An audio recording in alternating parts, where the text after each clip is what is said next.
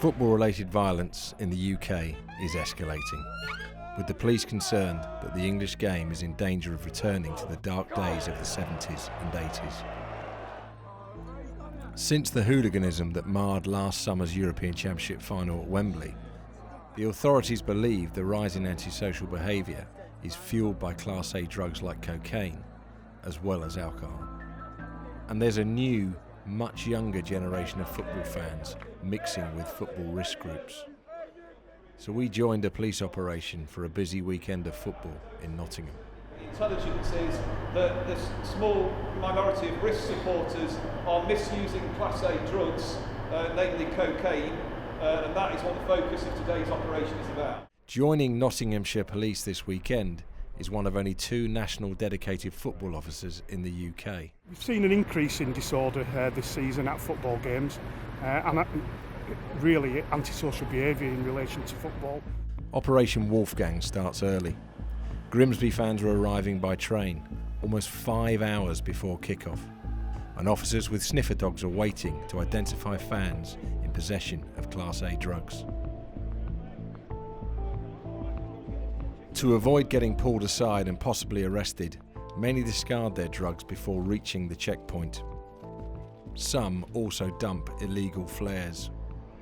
2 hours later, with 2 more hours to drink, the second train arrives, carrying more Grimsby fans. They've had a lot more time to drink. The carriages themselves were full of empty drinks containers, cans and bottles. British Transport Police colleagues have been onto the train as well. It's in a terrible condition to the extent that they've had to take it out of service. Some of the seats are urine soaked. There's evidence of drug misuse, so evidence of residue of powder and bags from holding drugs. I've been covering football matches as a journalist for nearly 30 years. But what struck me here in Nottingham was just how young some of the supporters in this group were. Looking no older than 14 or 15, perhaps even younger. That's not unusual. I mean, you might find there were a few that were younger than that. Some would have been with older relatives, and many wouldn't have been. So there are safeguarding concerns there, then, aren't there? If we're identifying youngsters that are drunk, you know, if they can't look after themselves, if there aren't appropriate or suitable adults to take responsibility, then we need to step in at that point. Once the police are satisfied that the majority of visiting fans are now in the city, the football officers move to Meadow Lane, Notts County's ground. Here, more arrests are made. The main challenge is keeping the 2 sets of supporters apart.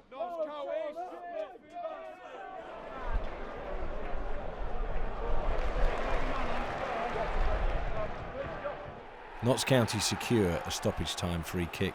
The score is 1-1. Their fans announce their intention to storm the pitch if they score the winning goal.